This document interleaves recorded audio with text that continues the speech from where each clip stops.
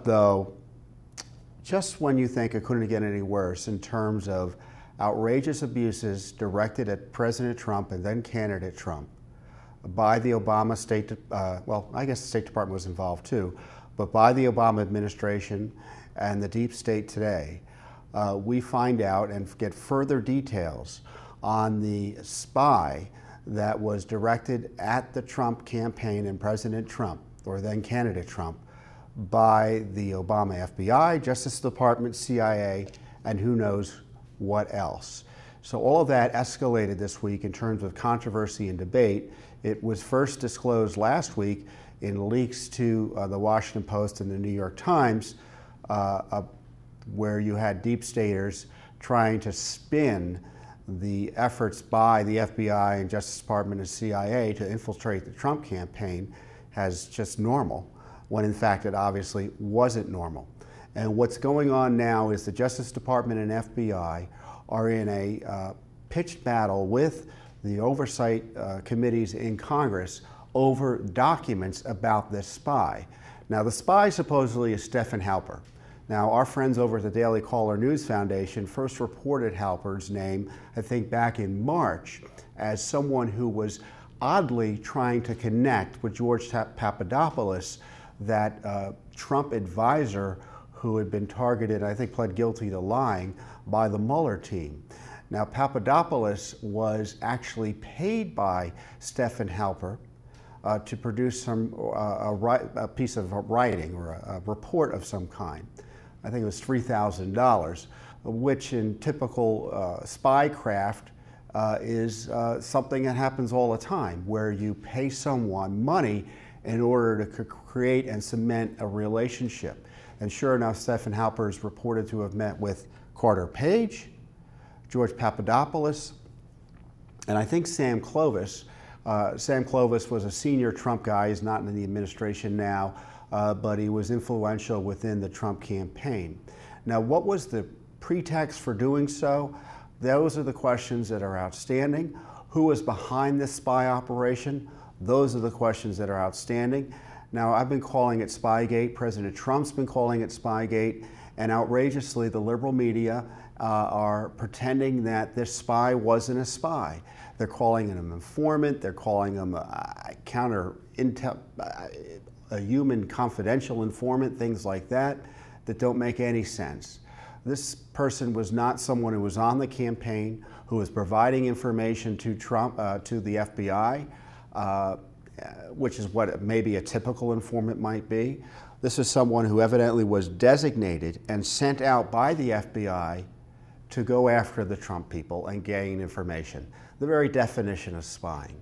And the reaction of the Obama gang to this is really interesting, because what they've done this week is they've confirmed generally that this took place, but they said it was all by the rules and by the book, which is exactly the same type of language that Susan Rice used to describe President Obama's Oval Office meeting back in January of 2017, where they discussed the dossier and going out and confronting Trump with the dossier, I don't know, to intimidate him or to, I think, to extort him into keeping Comey on as FBI director. That's how I interpreted it. And in order to protect also the deep state in terms of preventing Trump from doing anything significant, because it would be, the threat would be that maybe this stuff will leak. That's how I interpreted all that. And of course, President Obama was involved in that Oval Office meeting. And Susan Rice, after the fact, weeks afterwards, wrote that Obama's orders were to do everything by the book. You know what? Just when you do something wrong and then you say later, do it by the book and follow all the rules in doing something wrong, it doesn't justify the original activity.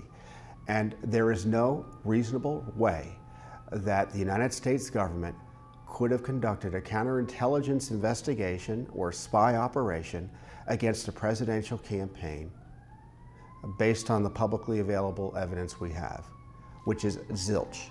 There was no information warranting this type of effort to plant a spy on the Trump team. And we're assuming we know everything. that there was only one guy they were using to try to infiltrate the Trump campaign. And it looks like Mr. Mueller benefited, excuse me, benefited from the spy operation, because the reports are he communicated with the Mueller team after Mueller came on board, which tells you why the Justice Department and the FBI don't want to provide documents to Devin Nunes and Trey Gowdy and the folks in the Senate about what was going on, because I think they recognize the Mueller operation, its credibility can't take more hits. And what happened this week is interesting, because the president directed the Justice Department and the FBI, you need to start ponying up records to Congress. And they're stringing along the president, they're stringing along Congress. And how do you know that happened? Because they, quote, had a meeting about it this week with the congressional leaders on the Republican side who wanted information.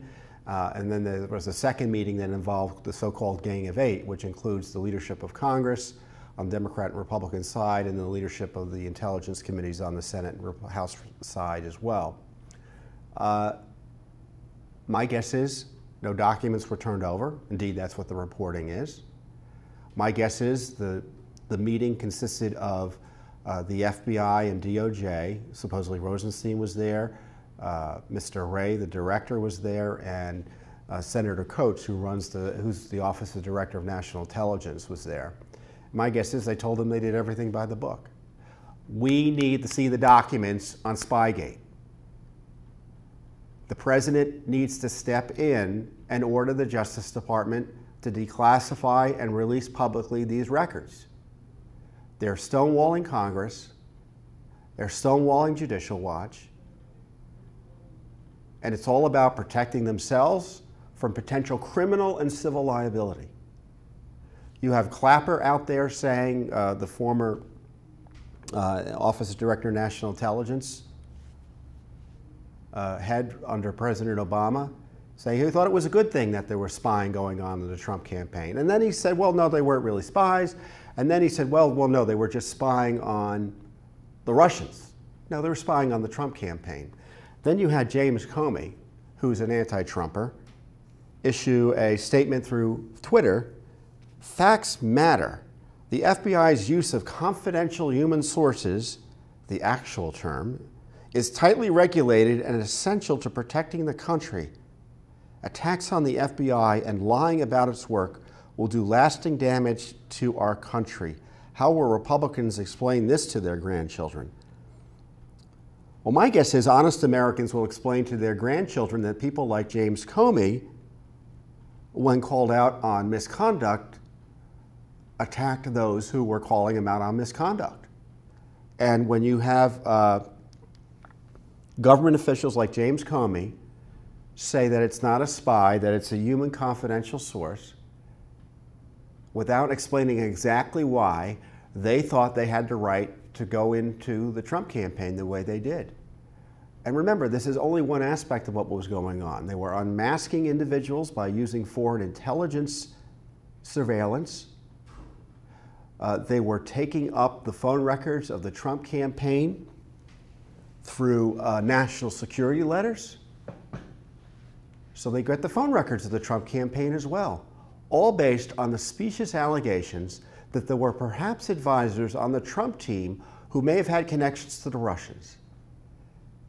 And it bears repeating, by that standard, the Clinton campaign probably should have had an FBI squad ensconced in their campaign headquarters, given all the connections the Clinton gang had to the Russians. The campaign chair, John Podesta, was a business partner through a company in Massachusetts with the Russians. Hillary herself was receiving money personally while Secretary of State through her husband's speaking fees from Russia fund companies.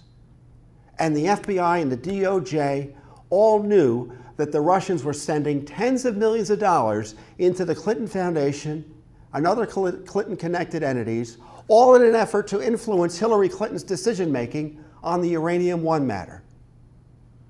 Yet they chose to spy on Donald Trump because Carter Page, who was an informant for the FBI, how will I know that? Because he's been saying it publicly. He would brief the FBI on his trips to Russia. They knew what he was about. This was pretextual, excuse-making to generate this operation, this counterintelligence operation, which again was handed off directly to Mueller. So what Mueller's doing now is he's pursuing the counterintelligence investigation that included illegal spying, wiretapping, the FISA court abuse, the Clinton DNC dossier, unmaskings, we don't know, other FISA court applications and FISA warrants, we don't know, these national security letters. And on top of that, Mueller's done all sorts of other abuses with the raids on the lawyers' offices, the raid on Manafort's home, taking emails he didn't have the right to from the Trump transition. So what to do? The president needs to tell the Justice Department and the FBI to declassify everything. And if Mueller's getting in the way, his fraud investigation, meaning he's not investigating fraud, meaning the basis of it is based on a fraud, is getting in the way of disclosure about this major scandal that has few comparisons in American history, if any at all, shut the Mueller operation down. So this is what I would do. I'd shut the Mueller operation down. If there are ongoing investigations, U.S. attorneys in the jurisdictions that have the investigations or criminal cases going, they can take them up. If they're in court already, the Justice Department should tell the courts, we're putting everything on hold while we figure out these abuses that went on. In the meantime, the president should begin the pardon process, take pardon applications, or maybe just exercise the pardon power on his own, start pardoning those who were targeted by the Mueller team and this so-called counterintelligence investigation instituted by James Comey, who apparently hated Trump's guts. Lisa Page, Peter Strzok, anti-Trumpers. Peter Strzok, #2 official of counterintelligence operations in the FBI. Andrew McCabe, his wife tied to Hillary Clinton's buddies through cash for his wife's campaign. I got my phone ringing here. So this is the crisis we face. Shut it all down. Now, we've got to go back to the beginning here in terms of, as I said, shutting the Mueller operation down, getting control back of the Justice Department and the FBI, stopping these abuses, transparency to Congress and the American people. And what's happening? The Justice Department and the FBI are still fighting the Congress on this, attacking Congress on this. The Peter Strzok, Lisa Page text messages battle. We've sued in federal court for those records. And as I told you last week, there are 13,000 pages of text messages, emails, and attachments that the FBI has found in response to our request. And the court, they're turning them over at the rate of 500 pages a month. That doesn't mean they're turning them all over. It means they're reading them at the rate of 500 pages a month, processing them, and who knows what next, because we may not get everything because they withhold material improperly and for sometimes good reason. At that rate, it will take 2 years to get us all the records. And unfortunately, the court endorsed this production schedule, but on the other hand, the court said you got to start complying and start turning the records over to Judicial Watch. So Judicial Watch, through a court process, is going to get these text messages, is going to get these emails between Page and Strzok. And we know they've been withholding this material improperly from Congress because Congress has been looking at the text messages it's gotten, seeing these redactions were for no good reason. In fact, Chuck Grassley pointed out that there was a $70,000 conference table that was referenced in a text message that had been bought by Andrew McCabe, the then number two official at the FBI.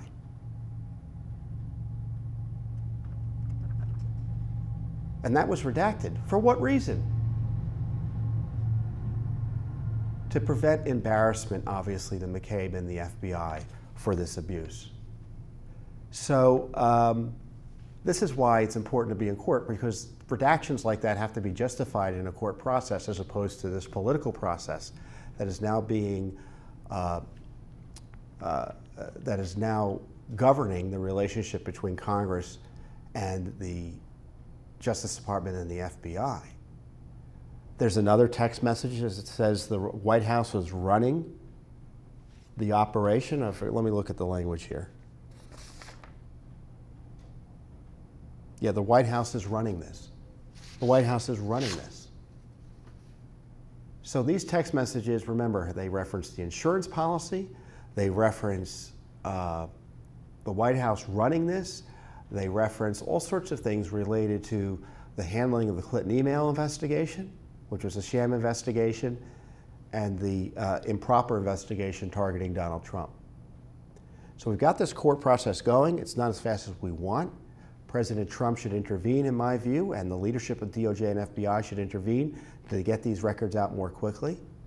Congress has got to stop yelling and complaining and doing things more substantial to ensure that these documents are released timely to them as well. But Judicial Watch is in court, which is much better than what Congress is doing right now. So on top of that, as I said, we've got this lawsuit, and these text messages also suggest that Lisa Page and Peter Strzok talked about doing government business offline and on their personal devices. So we asked the FBI, what are you doing to make sure that government records on these personal devices are being searched for and preserved and maintained? And the FBI, this is positive, said they're going to send letters to Page and Strzok telling them they need to preserve these records, which is positive. Because I tell you, they've been fighting us tooth and nail on this. So this little glimmer of hope and accountability, and it helps to have a case in court, because if they're not going to preserve the records, because this is what happened during the Clinton email investigation, the court could order them to take steps to preserve the records. So the FBI knew it was coming down the pike, and we're glad they didn't waste the court's time by fighting us. But these are the battles. It's a pitched battle. Every inch of ground we have to battle over. I joke, you have to sue to get the time of day from these agencies. So we've got this massive SPYGATE investigation, or what ought to be a massive SPYGATE investigation, a cover-up related to it, admissions by top Obama officials that there was spying going on. The media is trying to pretend it wasn't spying and arguing with President Trump about what the meaning of spy is in true Clintonian fashion. You've got Congress and the Justice Department and the FBI, who are rogue agencies and out of control, fighting over documents about this scandal. And you got the Mueller operation largely being ignored, even though it's in the center of this.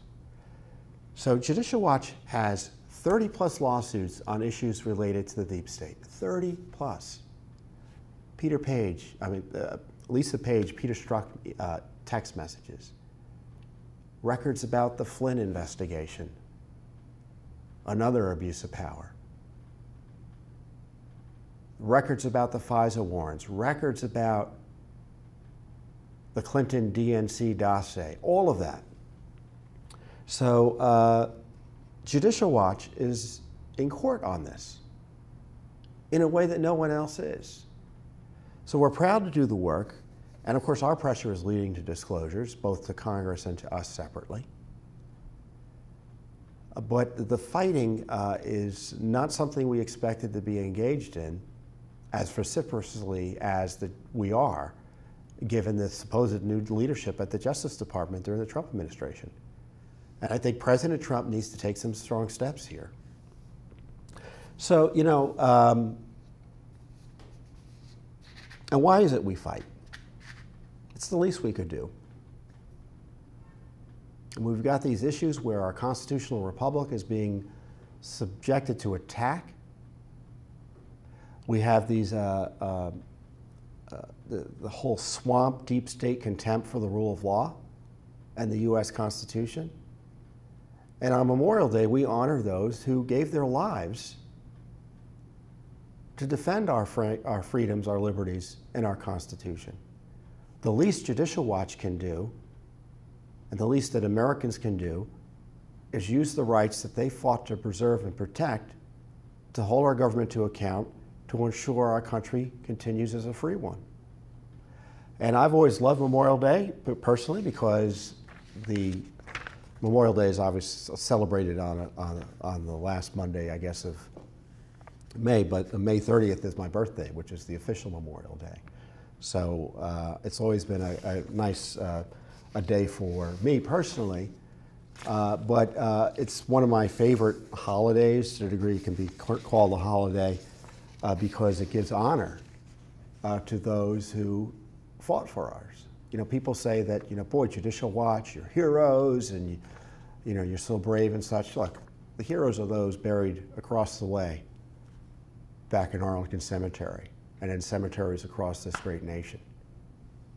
And you know, I was preparing for a talk a few years ago or last year, and I ran across a speech by Ronald Reagan.